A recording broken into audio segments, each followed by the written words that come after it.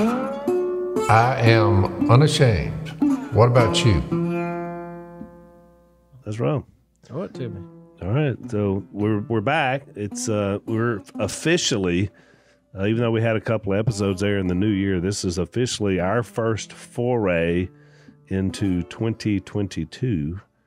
You mean So how does that make you feel? Well, here's how it made me feel. We hunted all day on New Year's Day. New Year's Eve. Right. All day. And so by the time I got home, I was just out.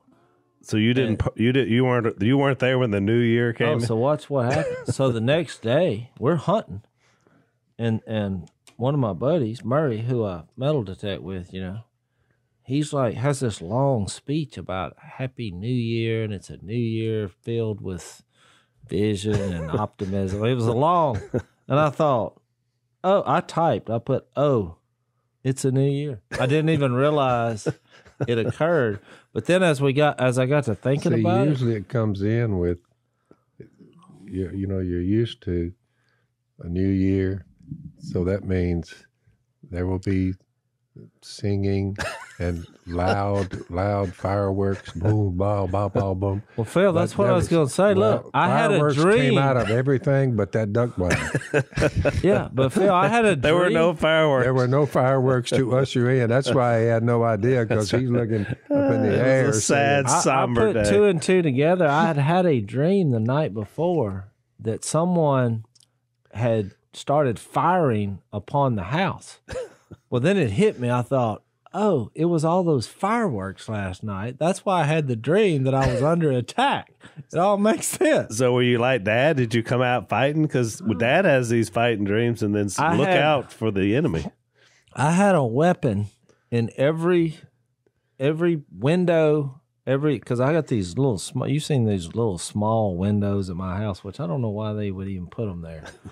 But I just had guns in each port. And I'm really not sure what their problem was. You were like the house in Josie Wales when they were shooting out of the little crosses. That's exactly. I think that actually tied in with the dream, because it's always back to Josie Wales. Half the conversation at Duck Commander for 25 years revolved around that movie. Ever since I ended the interview that day, which that's how that became famous. When I made an Outlaw Josie Wales reference, and the guy was like, "Do what now?" And I was like, "Oh, you haven't seen Outlaw Josie Wales? Come back after you've watched that 3 times, and we'll continue the interview." So he kind of chuckled, but you were serious. I said, "No, I'm serious."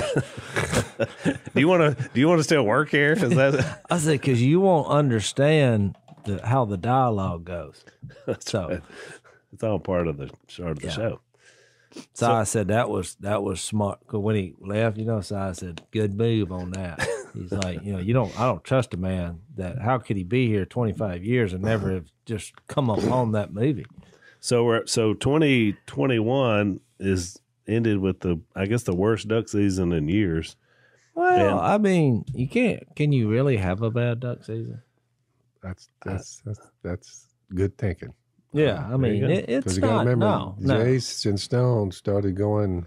Oh, here we go. Negative on me, and I was like, everybody needs to chill out here. Well, I will say the only information I'm getting about duck season, because I haven't been down here to do the podcast with y'all, because we haven't been doing podcasts, is from Jay Stone. So my information is only coming from Stone. We're 3 minutes into this. And complaining is way up there. And I'm like, we just need to chill out here. So Phil, Jay said, well, this morning I pulled my hamstring, sweated. It's through, and he said, I got my butt chewed out over 3 woodies. But then I've already 3 minutes into this, I lost $20, so things are looking up for him, because he said, he's gonna bring that up on the podcast. I said, no, he ain't gonna bring that up. 3 minutes in, 3 minutes. I'm down 20. So Phil chewed everybody out. But what I've noticed in the Robertson family, because really, we were griping and being negative, but it's because we didn't want to go where we went. So in the Robertson family, if you don't agree with you try to sour the milk. Well, they're like, you're being negative. It's like, no, I just don't want to go there. I don't know. Because it was a lot more work. It is the way. You're right. Because if you make it intolerable, then somebody will be like, okay, just forget it. That's the goal. Yeah. That's what you're trying to do. Exactly. So we had a little tiff this morning. But when we only shot 3 wood ducks, people tend to tempers get a little short. Because look, tomorrow, if we kill a bunch of ducks, it's the complete opposite. Oh, yeah. Everybody's laughing and giggling. Oh, then it's everybody's happy then. So men have a problem just in general, and as hunters, just getting along when things are not going well. Right.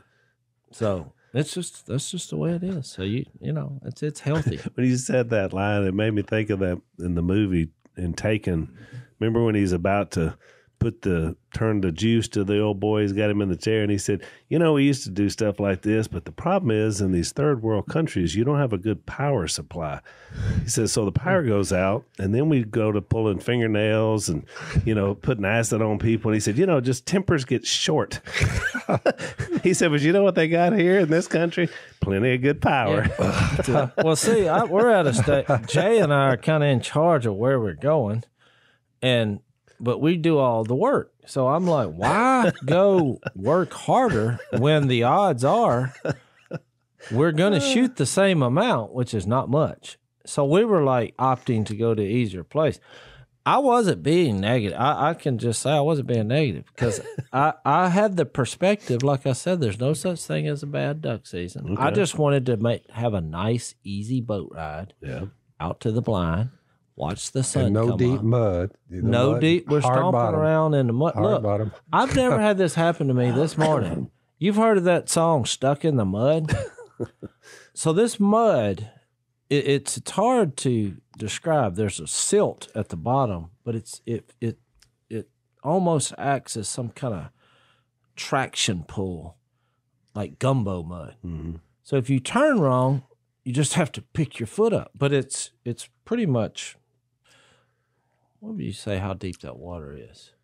Well, the water's actually about knee deep, but after you sink down the mud, it's almost waist deep. Oh wow! Yeah, it's almost a foot of it is silt. Yeah, and that silt just pulls at you. That's what it's doing. So I put the jerk string out, and somehow I got the string wrapped around my right foot.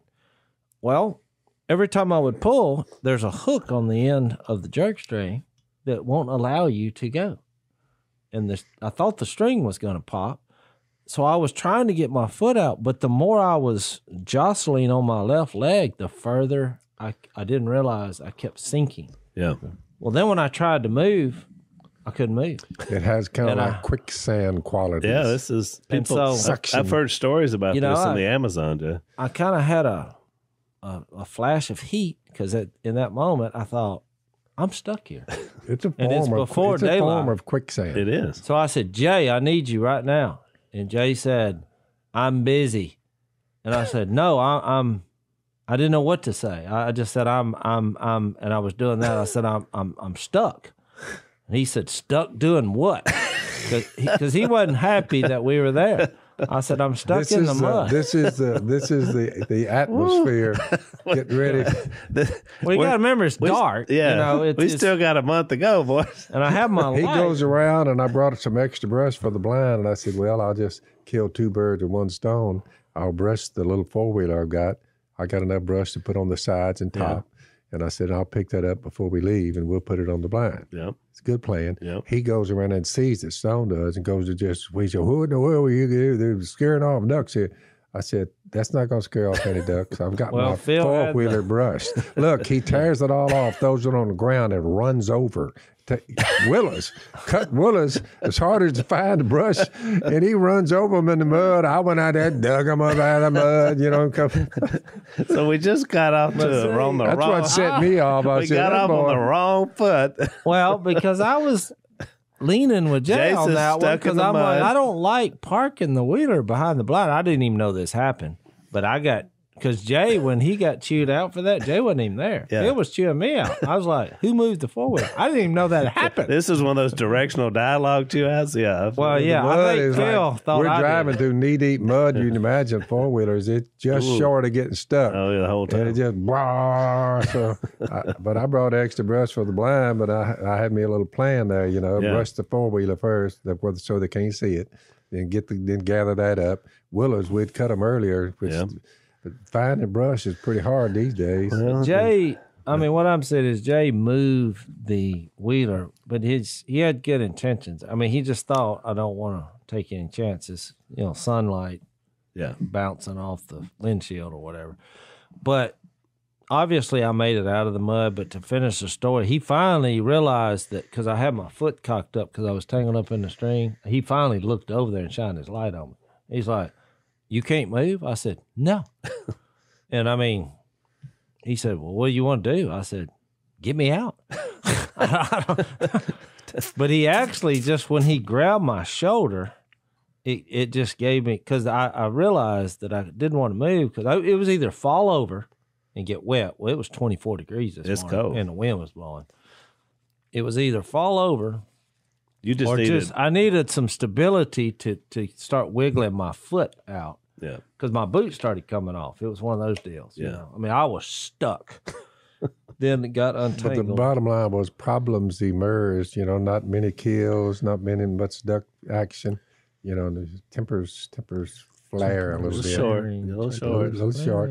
Yeah, that happens. I mean, it's just all part This was good therapy, so thanks for asking. But, I mean, I was hot for about 10 seconds, you know, but then I thought, it's not worth it. If I was, you know, 22, I'd have been like, 52. I'm like, well, I tell you where I'm going to that where I wanted to go this morning. I'm going there tomorrow. Bucks and you can now go if you want to. are gray-haired. That's right. Yeah. Those are the young ones. That's right. Well, the good thing and is we're looking beyond them, and we say, well, it's a blank slate. There's no youngsters coming on. Well, in the old days when you were young and you had some kind of cross deal, hunting or whatever, it may carry over a few days. The good thing about it is now everybody's older. Everybody's like, no, it ain't worth it. Well, you know what's It's funny? not worth the energy to take it into tomorrow. You know what's funny is since we got into the argument and things, because we had a new cameraman, you know, he was looking around. Oh, he's thinking like, this is some kind of Kardashian reality show here. You know, yeah. were y'all really mad? He asked me that. Yeah. I was like, well, yeah. But we moved on from it. But it spawned a conversation. So then the rest of the hunt, they looked up famous arguments that we've had that people filmed. I didn't realize that was out there in TV land. Oh, really? Oh, me and Si got into one over some pintails that was a knockdown dragout. That was, how many views did he say it was? Like 1.5 million. Oh, so they've taken arguments out of the duck blind and now put it onto or on YouTube. Or because arguments are usually not the norm. Right. But, you know, but it was disagreements do happen. But, well, everybody's but it was pretty funny because Si said, you can get off that horse. And in the way he did his arms, he said, because that horse is dead.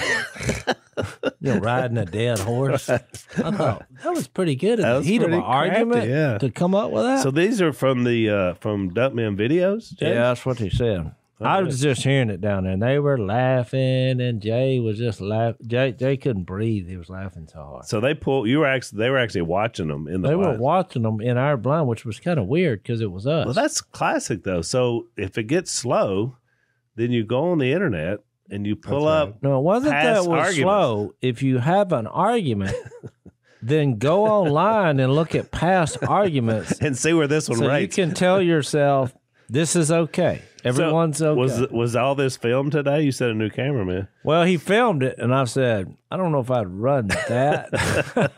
But it's not going to make the YouTube, Jason, if you don't put it out. They'll probably put it out there. I'm sure they will. An argument coming near you. All right, let's take a break. So, Dad, have you made any New Year's resolutions? You know, people make resolutions. No, I've never done that. It just wasn't a Is thing. there a reason? It's just not a thing for. I made the resolution Jesus #1. I just stuck to that. Okay. I like that. Jace, did you make any resolution? No, but I like his. I think that's good. I like it father too. Father like son. I'll amen that. Well, so a lot of people do it as a way to sort of shake things up. One of our sponsors says that a good resolution to make is to try their product. It's called Raycon. They make earbuds, and they are really awesome. I use them when I'm on airplanes mostly, and sometimes when I walk. They offer 8 hours of playtime. They have a 32-hour battery life, which is important, so they won't go out on you. And they're priced just right, about half the price of most of the other audio brands. So they consistently get 5-star reviews if you want to check them out. Here's what you do. You're going to get 15% off your first order if you go to B-U-Y Raycon, that's R-A-Y-C-O-N, buyraycon.com/unashamed. That's buyraycon.com/unashamed. Save 15% and get you some really great earbuds. Good resolution. Well, yeah, so it sounds like everybody needs to... It sounds like we need to talk about the Bible. Going into your Matthew text, I will one more time. When it tells you what's fixing to happen in the future, and the wordage is, most humans would have said, now, boys, I tell you, I mean, I've got these religious people all fired up here. You know, the Roman Empire, they don't seem too happy about me anyway. So this thing could lead to some serious trouble. That's not the way what he said. Right. He said, I'm gonna fall into the hands. I must go to Jerusalem. Not now. Look, he said, we may end up in Jerusalem. He said, no, we must go to Jerusalem. Correct. Because all these prophets had already predicted what was fixing to happen. And exactly the way it would happen. And he said, I'm going to suffer many things at the hands of the elders, chief priests, and teachers. This thing could lead to me having some pain here. Most people, normal human beings, would not have known it was going to lead to this because they had no way of looking in the future. Right. He's talking like it's already happened because of the prophets saying this is what's going to happen. Right. So he finally he began in Matthew 16, chief priests and teachers of the law, he must be killed. Not like, well, I tell you, I could lose my life over this thing if I stir this bunch up enough. He says, no, I must be killed. I mean, what a way to frame a plan that was thousands of years in the making. Right. And he gets right down to it. I must be killed. And on the third day be raised to life. Like you said, what'd you just say? He said, yeah, I must be killed. But on the third day be raised to life. And they're looking around at each other like, what in the world? But don't you think it's weird that they all everybody that? deserted, but when he said that, and you turn one page, that's Matthew 16, going toward where you're fixing to go. In 17, he makes it a little shorter. The Son of Man is going to be, not this could happen, if we don't not careful. He said the Son of Man is going to be betrayed into the hands of men. There's the whole story about Judas and the whole thing. You know what I'm saying? He said, they will kill him. I mean, past tense. Right. They will kill him. And on the third day, he'll be raised alive. And the disciples were filled with grief. They're like, what? You go, this is it? He said, that's it. This is it. What a way to lead into your own death for the sins of the world. Right. And be resurrected 3 days later to give us immortality. I mean, it's amazing. Well, and the irony is all of human history up until this point, if you wanted to squelch a rebellion, you cut the head off the snake. Once you kill the guy, and you end it, it's over. That's exactly right. I mean, that's how you quell rebellions. In this case, that's when it took off. Exactly. That's why this story is so amazing. It has to be a divine origin because it was a complete flip of the way a human being would do it. By the way, all the readings and old writings of other religions, it's not even close to this. No. No. You don't know what happened to these people except they died, and that wound it up. Right. You know what I'm saying? That's a good question. Think of all the movements since the beginning of time. Any kind of either nationalistic or religious or whatever movement you can think of, movement of people. This one, unlike all others, flourished when the leader died. That's correct. Because it was meager in its origin. Right. And It it's was just a still few here people. 2,000 years later. And You're talking about longevity. still the number one selling book, even with online, is the Bible. Right. Yep. That's exactly right.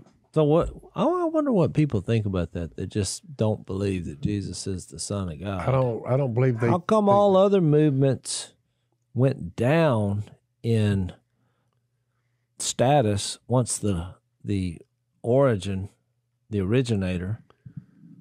died? Because that's the problem with leadership. They all die. Well, part of the problem, Jace, is that it's probably the same thing that grips people today, even after all these years, that gripped them back then, which I find this intriguing. So in Matthew 27, which is where we're picking up in 27, he's just had the thing with Pilate, and Pilate's intrigued, and he doesn't want to kill him because he knows he doesn't deserve to be killed. And yet maybe he'll get out of this. Right. And he's got all this pressure on him from these people. He's trying to quell this riot. And his wife. And his wife, who had the vision. But what was interesting was when he hands him over to be crucified, in verse 27, to your point, Judge, then the governor's soldiers took Jesus into the praetorium, gathered the whole company of soldiers. They strip him. They put a scarlet robe on him. They twisted together a crown of thorns and set it on his head. They put a staff in his right hand, knelt in front of him, and mocked him. Hail, King of the Jews. They spit on him. They took the staff. They struck him on the head again and again. And after they mocked him, they took off the robe and put his clothes, and they took him away. So I find it interesting. Why do people their job was to kill him, but killing him wasn't enough. No. They had to mock and demean him. Which he said they would do. Which he said they would do in the process. And so to your point, I think if you don't see it, if you don't have either the heart or the eyes to see it, then you tend to always want to be against it. And that's what these people do. Why would they do that? I can't think of any good reason other than just they were hateful people. But why would you need to do that? He's already sentenced to death. He's been flogged. Al, the old mob mentality is still there. That's exactly right. Well, and that's my point. I think people, if you're against it, you have to demean it and say it's for idiots. And gather you some more that will agree with you. Exactly. But I think the underlying theme of why they did it is they're trying to silence people from and that's true doing too. This in the future. Yeah, you want to make it You don't unpalatable. come out and claim that you're going to do something other than the privilege that we grant you. Yeah. So if you're going to claim to be, that story about, go get a fish and take the 2 coins out of his mouth and pay the taxes, stuff like that to a government, they're like, do what now? Yeah. That's the stupidest, craziest thing I've ever heard. Whoop him. Yeah, you're the king. It just, you're trying to silence any rebellion, I think. Plus, you're working off of the assumption that he's really not who he says he is, obviously. Right. In other words, we got to put a stop to this because what if some other guy comes up and says he's the king of the Jews? Some crazy man. Right. Yeah. You see it in politics even today. Right. The other side is trying to silence. They're trying to crucify you. That's right. To keep the other side quiet, because if you keep the other side quiet, that means you keep winning. Yeah, one of their charges was this fella said, I'm able to destroy the temple of God and rebuild it in 3 days. That's yeah. That's right. You're like, well, they a little bit off on their study there on what was exactly going on here. He going to destroy the temple and build it back in 3 days. He said that's how crazy he is. Right. Oh, they were dreaming up more scams. What's ironic is, of course, we know what he meant, and his disciples figured it out once he came back from the dead. But when in AD 70, which we talked about back in Matthew 24, when the temple went down, guess what? It did stay destroyed. Yeah. You go there now, it's half a wall. That's it. You know what I'm saying? Have you been there, Jase? I know, and people still are grabbing at the wall. Like, they're still looking at the physical and not the spiritual implications of what happened there, even to this day. It's amazing to me in the story, us going through Matthew, at how the mentality is still there. The after cracks 2,000 years. in the walls, they said, are just full of prayers. Yeah. They write them down. They slide it up in the crack. Phil, I saw him. By the thousands. Yeah, I saw that. By the millions by now. But I'm like, if you still are looking, I mean, I was moved being in some of the physical locations because I imagine Jesus being there, and so you're overcome in that light. Sure. But you're not any holier because you're standing on a piece of dirt over there than you are over here. Well, isn't it interesting that they call it the Holy Land? Yeah, that's right. I mean, but and I get it. Again, Jesus walked there. A lot of people that we obviously have a lot of respect for, but holiness is where believers are. I mean, this is still the temple, you know. And sometimes you miss that, which a lot of people do. Which we talked about. I mean, we're going to get to that Romans 8:11, you know. But the same Spirit that raised Jesus from the dead is living in us, which would mean everywhere you are, the Spirit of God is. Right. Therefore, that's now holy. Yeah. I mean, you remember the holy ground, the song they used to we're sing. the old Pink Floyd. They didn't know this, but they come up, we're just another brick in the wall. Pink Floyd kind of missed it, in their verbiage. But I mean, I'm just saying, it's pretty amazing that you would be considered that he's the cornerstone, and we're the stone added to it. There's a lot of walls. You need to make sure you're a brick in God's wall. You want to be part of the God's building. Is put together by something spiritual that is not offered by the world. Is actually positive. Hang on, Jess. Pink Floyd took it on, and they decided it would be good, and they tried to say you're worth nothing. You're just another brick in the wall. Yeah, they spun it in a negative way. Oh yeah, we're spinning it the other. We're looking at it like, boy, we need to have a study. Let's sit down and talk. That's right. Let's take a break.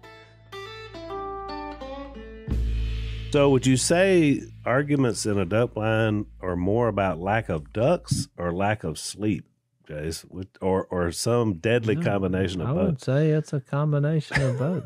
Those are the necessary ingredients that you need to have a recipe for Because if you combine a lack of ducks with a lack of sleep, things get a little bit rough. But what they'll tell you, Al, is healthy conflict is an item. It is an item. So we're about sleep, especially during duck season. We're about halfway through the season for you guys.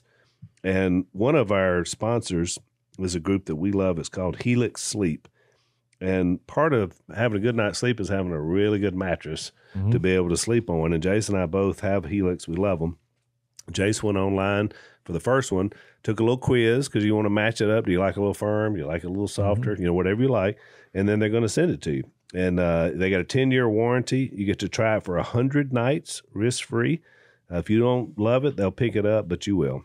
Here's what you do. You go to Helix, Helix, sleep.com/unashamed. You take your little quiz. You get it delivered straight to your door. They're offering up to $200 off all mattress orders and 2 free pillows for our Unashamed listeners. If you go to helixsleep.com/unashamed, that's helixsleep.com/unashamed, $200 off, 2 free pillows. Yeah, and Trump viewed that as positive. We're going to build this wall. We're all bricks in it. Well, speaking of that, the governor of Texas just decided he'd pick up where Trump left off. He's building his own wall, which is pretty good for the rest of us. Well, what I find fascinating is because when you read this, it doesn't seem to make sense, I think, practically, that the disciples, because he told them over and over, I'm going to die and I'm going to come back in 3 days. You would have thought that they would be saying, okay, this is day one. Remember that time he said he was going to come back multiple in 3 times, days? he said. Well, I mean, it just seemed like, though, you're sitting around talking, but it just wasn't the case. And I think the only rational explanation to that is that we think following Jesus is going to produce something. And when that doesn't happen, you forget what he actually said. All right. Yeah. I mean, because we have the Bible here, and we know that some roads are going to be bumpy. It's going to be difficult. We are going to suffer, even if we're in Christ. I mean, things happen. And I think there's an important lesson in there, is that following Jesus seems like a great idea, but when you actually do it, especially the first couple of weeks when you're making that transition from your old life, it's one of the most difficult things you'll ever do. Yeah. On the planet. Yeah, these people that took him to be crucified, two robbers, I think you're going to mention this later, two robbers were crucified with him, one on his right and one on his left. Those who passed by hurled insults at him, shaking their heads and saying, "You who are going to destroy the temple and build it in 3 days, save yourself. Come down from the cross if you're the Son of God." Right. Not knowing that the whole plan, no. Well, and that's what makes it to me even worse. Then he wouldn't have paid for the sins of the world. So it wasn't just the mocking and demeaning by the soldiers, but then once he's on the cross, passerby, his own people, oh yeah, the people he came to save, oh yeah, are coming by, and they're just heaping it on the same time. Oh yeah, you're really going to save yourself? Yeah, the same way the chief priests and teachers of the law and his elders mocked him. He saved others, they said, but he can't save himself. That's the way they had it spun. Right. Boy, you talking about some tough hearts, Al. It was tough. Woo. That's exactly right. And of course we know from on the case of the robbers or the thieves, that we know from one of the other accounts that they both start out, I mean, they're hanging on either side, and they both start out joining in the fun to mock him. But then one of them has a change of heart, and it doesn't say what made him realize. But at some point, as they're hanging there, and he's watching all this, and I guess he's watching Jesus' response, which is nothing. Yeah. And he says, wait a minute.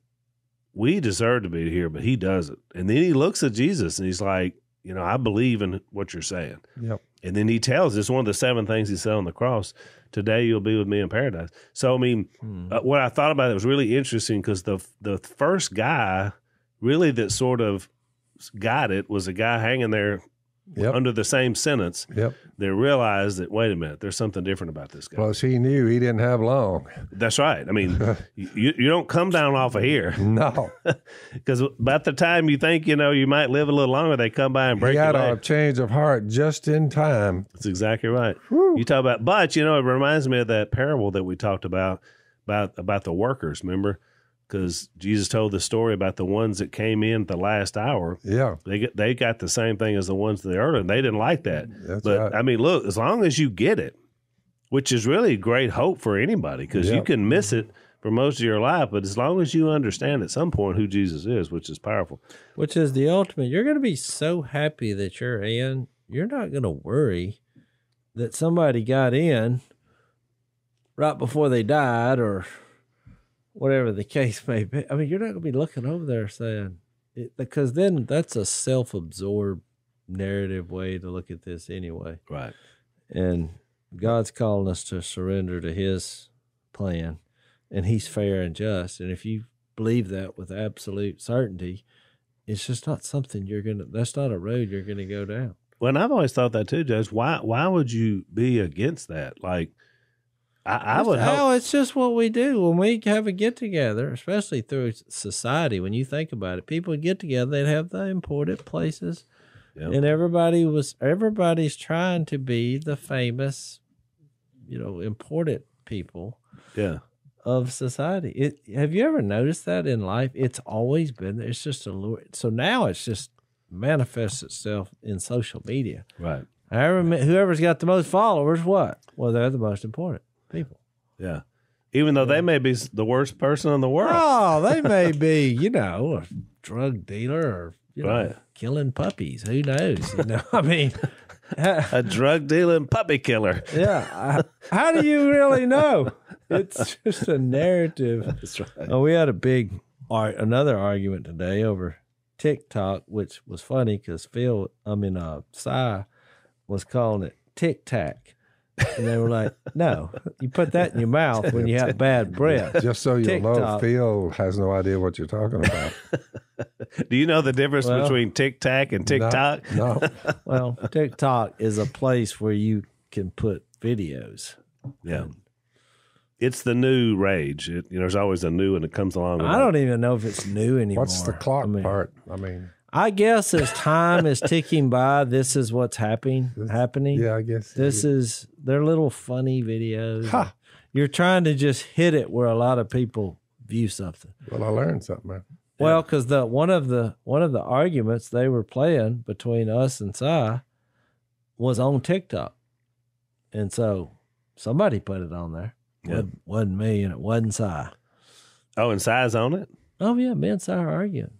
Somebody put it on TikTok. Oh, I see. So somebody could take your stuff. Well, in deference to womanhood. Hang on before you read that. Let's take a break. So right now, someone may be looking at your house, Jase. They may be standing right outside, and they said, "You know what? I would love to have this house for myself." They're not doing that in my house. Are they afraid? No, I have a gate. You can't. They can't. If somebody's standing in front of my house, call 911. Oh, that's funny. Well, for those that don't have gates, someone may be looking at your house. And the bad news is this day and age, they might could do it because they go through the internet, not through your gate, Jace, to be able to get your title for your home. And so it's become one of the most notorious crimes out there. Title fraud is what they call it. What we want you to do is figure out a way to protect that so that they can't go and steal your equity and steal your home. So you go to HomeTitleLock.com is what you do, and you're going to register your address, make sure that you still own your home, which is important, and then you're going to sign up with these guys to protect it. You enter the code RADIO for 30 days of free protection. So that's HomeTitleLock.com. Use the code RADIO for protection. Many women were there watching from a distance with all this going on. When Jesus died, the crucifixion, they had followed Jesus from Galilee to care for his needs. I think in your notes, you had mentioned this. Yeah, I call them the Marys. Yeah. Among them were Mary Magdalene, Mary the mother of James and Joseph, and the mother of Zebedee's sons. So these women who had been faithful, cooking them meals, being with them, from their own what little money they had, when Jesus was on the earth, they were there. They were kind of. They don't get enough credit. They were kind of off. They really don't. They don't. They're kind of off over there, and it just brings it up. Matthew brings it up. When I preached about this, Dad, it's just it struck me. It's a strong thing for womanhood. It struck me as something new, even though I've read this text, thousands of times. Is that I said, you know why the Marys, because there were two of them there the day he was resurrected, which we'll get to. But you know why they were able to be the first ones to see the resurrection? Because they were the first ones to see him. Mary Magdalene was the first one to see him. Yeah. You know why? Because they never left. Yeah, no. They didn't hit the road. They never hit the road. That's a good point. And I thought sometimes it seems like the best thing to do is run away. But for the people that just hang in there, you can see amazing things. I mean, whether it's a marriage, whether it's a relationship. They got it early. That's right. They were with them the whole way. Did you see the greatest things because you just never left? Yeah. It is a reflection of their heart. I mean, I think The Chosen's doing a good job on that. Really good job. Show. And you know what? They were at a distance, which, you take women being out hollering and screaming and carrying on. And no, it wasn't that kind of thing. They just over there quietly waiting. Right. And the disciples were long gone. And we're going to get into that when we study the Corinthians, because the early church there, you had a woman or two kind of out of line in the church that caused this controversy.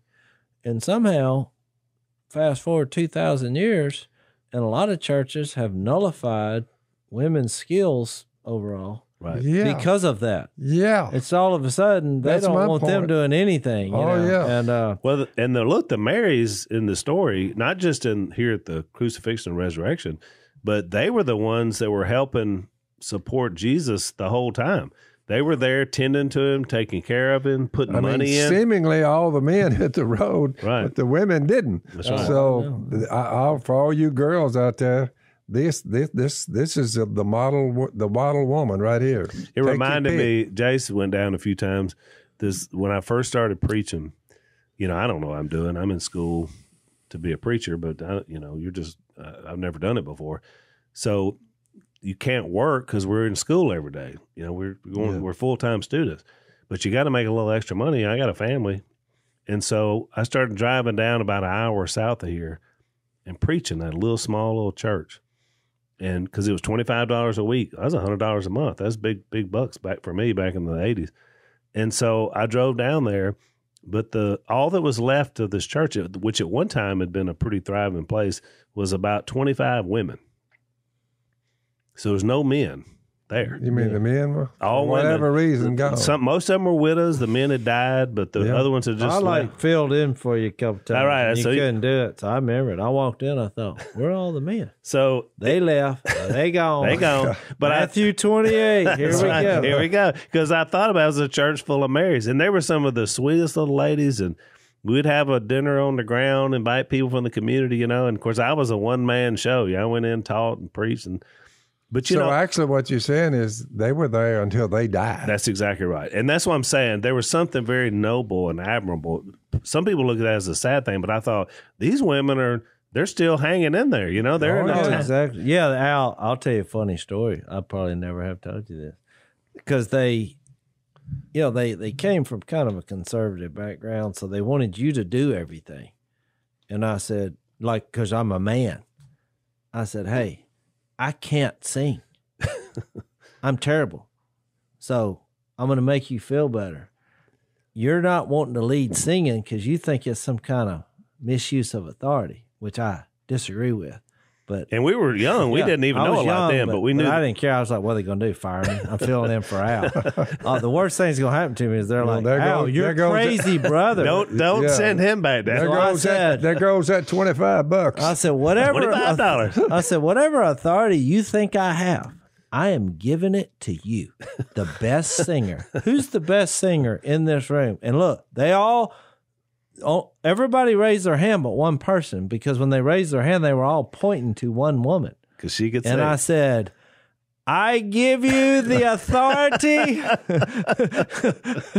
to be. And you were like 20 at the time. They weren't laughing, but I was kind of kidding, like, hey, I'm not leading singing, but you are. And you know what? She nervously turned over there and led us in a song, and we got past that. You know, she could sing. Oh, she was awesome. Well, you should have told me that. Then I would have had to do it all the time. Well, I didn't know. I mean, I knew you were, but I just thought, it was way better. And she led it, and it just kind of made me think. We come up with these things in our mind, and we're just missing the forest. As if it's starting the song. So when we were at Luna, which is a little church that Dad and some of the others, we kind of started out here closer to home. Nobody could lead singing, and I wasn't very good either, but I was willing. I was a new Christian, I just come back. I just drew the line out. And so I would get up there and I would start the song, but I wasn't really the leader. There were two sisters, and y'all remember who they were, sitting on either side in this little small place. One of them could sing and one of them couldn't, but they were both loud. And so when I would start the song, it was a race to who took over. Would it be? I don't remember this. You don't remember this? So one of them, Doris, she's went on to be with the Lord, and the other one was Brenda. She was a preacher's wife, but she could sing. So when I would start it, the battle would ensue. Who would take the song? Would it be Doris, who, bless her heart, she couldn't sing, but she was This should be an incentive to convert more people. That's right. So then you don't notice. And then it would be terrible or it would be great, but it had nothing to do with me. I was the one that said the first word of the song. Let's take another break. So the Marys, I mean, that's a... But you're right, Al. Your illustration of that story, those were inspirational women. Yes. Because at first when I walked in, I thought, man, where's all the men? But as I went on, I realized, man, these are, because it was a really small town too. Now. Yeah. I mean, it was one of these typical Louisiana towns that was a boom town back when oil was going great and all that, but then forestry, but now it was nothing. Yeah, there wasn't 100 people in the town. The town was dying. So how far was it? How far y'all been over? Was it from Galilee to Jerusalem? It's not far. I mean, well, you can see it, but I mean, you could see on the Sea of Galilee was like in a bowl. Because they had followed Jesus from Galilee to care for his needs. Right. Well, I would say what? 7 miles. No, I think it was a little bit further, but it was. I mean, they walked it, all the time, and went through there. We'll have to look that up. I wanted to mention in our last segment here on this one a little bit about what he said, because people have made a lot about. He said 7 things during these hours that he was dying, and Matthew only mentions one of them, but it is one of the most interesting ones, and we've had people ask us about it before. He mentions when he said, this is about the 9th hour, Jesus cries out in a loud voice, Eloi, Eloi, lama sabachthani, which Aramaic means, my God, why have you forsaken me? So what did he mean by that? What's your take on?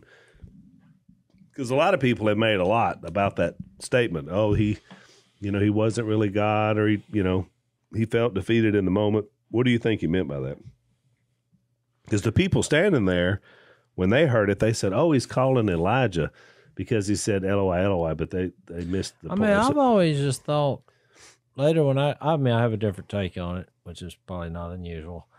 But, in Acts 2 where it said it was impossible for death to keep its hold on him, I've always looked at it like God had to just remove himself and just only allow the human side of him to be there for him to die. So, what was the purpose for God forsaking him? Because people look at that forsaken and they're like, oh, God, why is he saying that God's abandoned him? Wasn't he in on the plan? But I looked at it like, well, somebody had to forsake somebody or he couldn't have died. That's right. But they're thinking, save Jesus and kill all the rest of them. It's a mindset. Yeah. For what y'all did, they would say there. He said, "Why don't we just do it right now and to kill them all?" Right. Well, and here's the thing. But he didn't. Here's my take. So Jesus again is fulfilling a prophecy with this statement. It was Psalm 22. Yep. So when it was framed as a question in Psalm 22 by David, it seemed like it made more sense. It didn't make sense to people that when Jesus said it, because it's like he's asking a question like he doesn't know the answer. But to Jase's point, I agree. I think in the moment, his full humanity's on display, not his divinity, because he's about to die. Gods don't die, and especially our God. He's infinite outside of time. So he had fully in his humanity, he's taken on the sins of the whole world in this moment. Everybody's sin. He had none, but he felt the weight of that in that moment. And I think that was the purpose. There's 2 purposes of the statement. One is in the moment, that's what he felt. So he's making this exclamation. Second thing is the only reason it was framed in a question was because he's quoting what David said in Psalm 22. So I think people have made too much. That was the first thing I thought of. I was like, well, he's actually quoting the prophecy, but we agree. Because, it does say in Philippians too, what he said, that he emptied himself and he became a servant, being made in human likeness, taking the nature of a servant. So there was an emptying, allowing him to die. But even then, it still couldn't. Right. He didn't decompose. He died for us, but it was impossible for death to keep its hold on. That's right. It's a subject that I never hear people talk about in the religious world. I don't know why. Which is why the tomb part of that's so important, because you're right. He didn't see any decay. No. Because look, as a kind of a redneck, uneducated, I was educated, but not, I didn't have a master's degree or anything. When I heard this part, that's when I was standing up saying, I'm following him. This is where I'm going. He can't die. As much death as we see. And even as a hunter and just, they were talking about that story. Somebody was telling a story today. They shot a deer and the buzzard was on it. And what did he say? It was like 30 seconds. He shot the deer. There was a buzzard within 30 seconds. Coming down on the deer. Wow. And they were like... Started with the deer's eyeballs. Yeah. It's like, whoa. And that thing is still warm. Oh, and then the law says you can't shoot a buzzard. But I'm like, that's my deer. He's trying. I would be like, wait a minute This is a self-defense situation. But I'm just saying as much death and decomposing that you see on a daily basis, whether it's human or in the animal world. I mean, we see thousands of buzzards working the treetops constantly, all the time. Yep. Looking for anything dead. Yeah. Here's a being that said no. Yeah. I mean, to me, that should be one of the most talked about things, that death could not keep its hold on him. That's why I just think when it comes to this, I think that is the answer, even though I don't think he was looking for an answer. I just think that's an answer that helps you. Well, it's because we're all sinners, and this was the way for justice to be done on the cross. And deep, deep love. That's exactly right. And it's not something to be sad about, because what you want him to say is, I tried to tell you 30 times that I was going to die, and 3 days later I'm going to be back. Yep. You know? Well, and so just to close out, the other things he said, of course, he's in John, he tells the Apostle John to take care of Mary. Remember, he says, woman, behold your son. Son, this is your mother. He also tells the thief, today you'll be with me in paradise. He also looked at the people at his feet and said, Father, forgive them, for they don't know what they're doing, which was powerful. I mean, his executioner and torturers, he called for forgiveness for them. And by the way, this old deal about, well, you don't have to forgive somebody unless they ask for it. These guys didn't ask for anything. No. And they were the worst people in the moment. Yep. And he said, forgive them. He also said, of course, our statement we read, then he said, I thirst. Of course, they tried to give him some stuff to kind of ease his suffering. He wouldn't take it. Then he said, the last two things he said was, it is finished. Father, into thy hands, or into your hands, I commit my spirit. So, which again, in this whole idea about forsaken, at the end, he realized he was about to leave the body, just like every other person does. And what happened within the next 3 days is beyond me. So would you say that the paradise that he was referring to with the thief on the cross, that's when that was occurring? He said, today you'll be with me in paradise, which made it sound like they were going to be in some place that was good, because there's a lot of, people say he went to hell and because of First Peter. And to me, I've always looked at it like, it's kind of like you're sleeping, but you're having a really good dream, because the Bible translates it. I'm not saying you're sleeping, but my mind can't comprehend beings that don't rot when they're dead. Right. So, and that's the big question everybody wants to know. Is it soul sleep? Is it purgatory? Are you someplace of awareness? The parable from Luke 16, with the rich man. So he told that robber that today you will be. He did say today. Well, I mean, But, every day is different once you're dead. Because then it's like. Yeah, there's no tracking of time. See, that's why there's no TikTok in the afterlife. So you might ought to put your faith and trust in Jesus, because if it's in some video on get off the TikTok. That's what always gets me. It's like all these people in Hollywood have these moments of time and they think, well, we're changing the world. Arnold Schwarzenegger, 20 years ago, he said, I'll be back. Because people like that. Because why? Because you're like, oh, it's over. I'll be back. No, you won't. What? I mean, Jesus is technically the only person. Because even the Terminator got smashed. What? Well, it's the same thing that I get off on these movies. They're like, he's the Terminator. No, you're terminal, just like the rest of us, Mr. Terminator.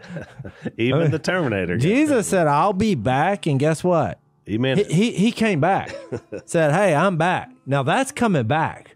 I'll be back on another movie one day. Well, that's so good, Jace, that we need to save that, because next time we'll talk about him coming back and what that meant. Thanks for listening to the Unashamed podcast. Help us out by rating us on iTunes. And don't miss an episode by subscribing on YouTube, and be sure to click that little bell to get notified about new episodes. And for even more content that you won't get anywhere else, subscribe to Blaze TV at blazetv.com/unashamed.